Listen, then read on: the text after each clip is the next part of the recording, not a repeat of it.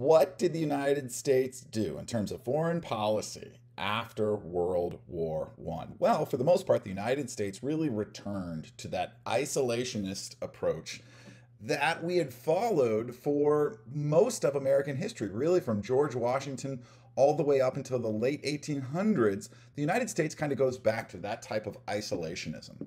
One good example of this is a treaty that the United States signed first with France, but then 62 other nations joined them. And what the Kellogg-Briand Pact or Kellogg-Briand Treaty said was that war is not an instrument of national policy.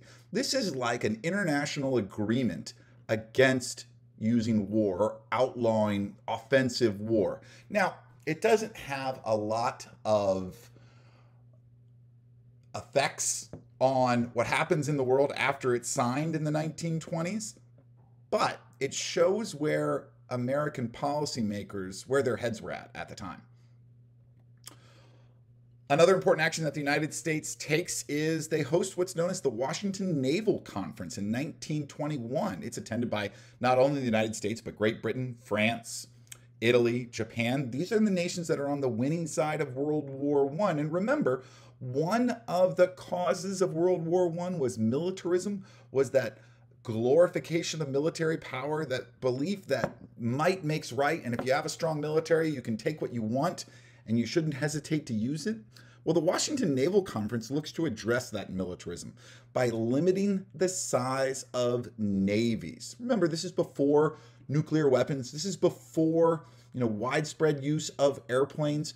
So having a big, strong navy with big, strong battleships was the best example of having an overall strong military. The treaties signed at the Washington Naval Conference, or agreed to at this meeting, limit the size of the navies of these 5 countries. And as a result, for example, the United States destroyed over 30 warships. Now, one thing to keep in mind is when limiting the size of their navies, all of these countries did exactly what the United States did and destroyed their oldest, most out-of-date, their weakest ships and kept their biggest, strongest, newest ships.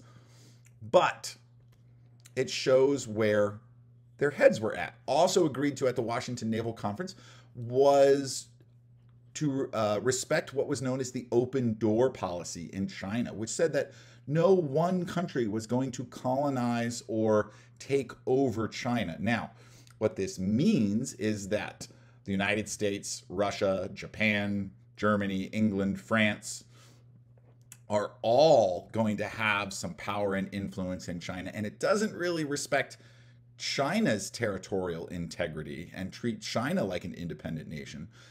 It's an attempt to not have imperialism in China lead to another world war. In addition, in the late 1920s, with Herbert Hoover's administration, the United States changes course. The United States changes the way our country interacted with the countries of Latin America, Mexico, the Caribbean, Central and South America.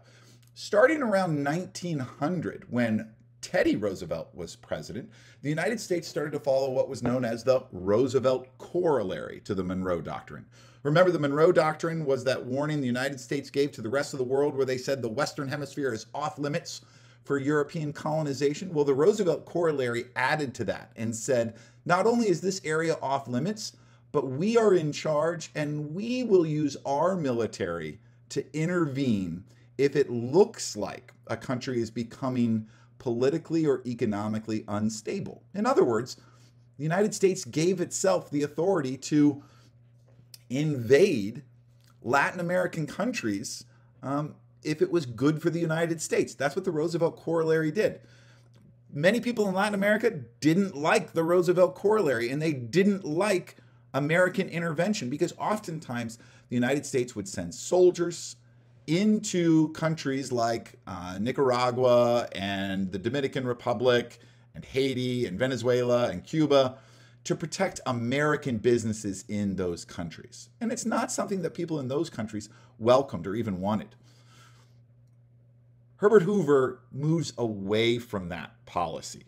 He stops sending American troops into Latin American countries and Franklin Roosevelt, not Teddy Roosevelt, but Franklin Roosevelt in 1933 is going to expand on this and build on this and completely change course and begin what's known as the good neighbor policy. Finally, we have the League of Nations. And remember, because the United States does not ratify the Treaty of Versailles, the United States never really joins the League of Nations. So when Japan begins to build up their army in the 1920s and 1930s, the League of Nations is too weak to do anything about it. When Germany pulls out of the League of Nations and starts rebuilding their military, when Germany puts troops on the border of France, all of these things went against the Treaty of Versailles, but the League, without the United States, was too weak to do anything about it. Fascist Italy takes over the African nation of Ethiopia. The leader of Ethiopia goes before the League of Nations and tells them what's happening. He asks for help. But the League was too weak and too unwilling to do anything about it.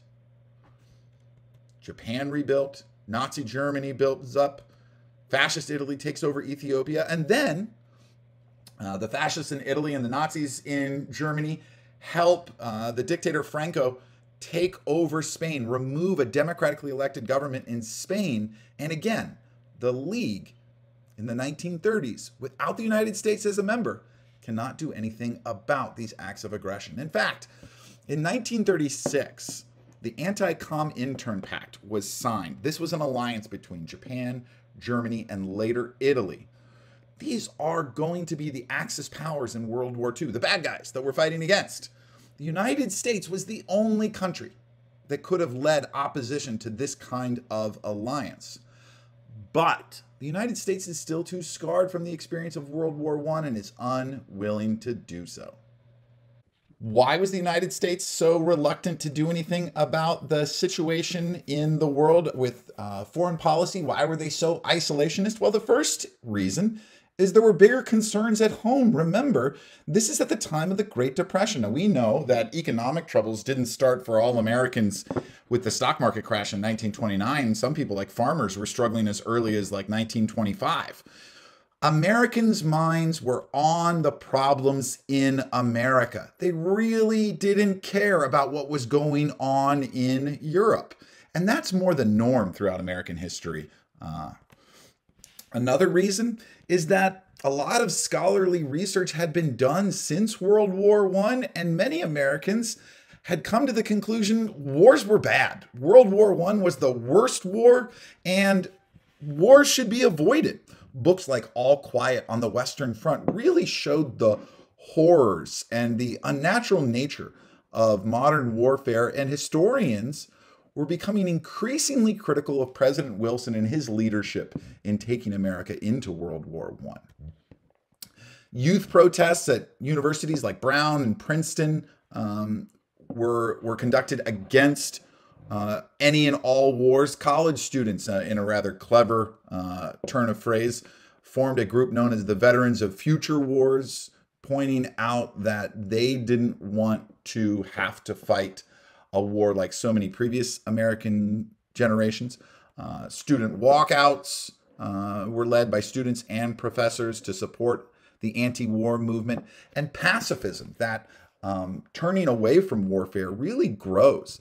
There's a call to abolish the Reserve Officer Training Corps, the ROTC, which was found on most college campuses, at least state campuses. There was a call to cut military spending, and petitions were signed for people to not support any acts of military aggression. Congress gets involved as well. And the congressional investigation into why the United States joined World War I was led by this man, Senator Gerald Nye from North Dakota. And what the Nye Committee found was that DuPont, the DuPont Corporation, and other arms manufacturers enjoyed enormous profits during World War I. Now remember, this is coming out during the Great Depression, and people were already angry at big business. But the conclusion from the Nye Committee is that bankers and arms makers were the reason we went to war in 1917. with this bombshell, Americans are really opposed to another potential European war and American soldiers fighting and dying in such a war.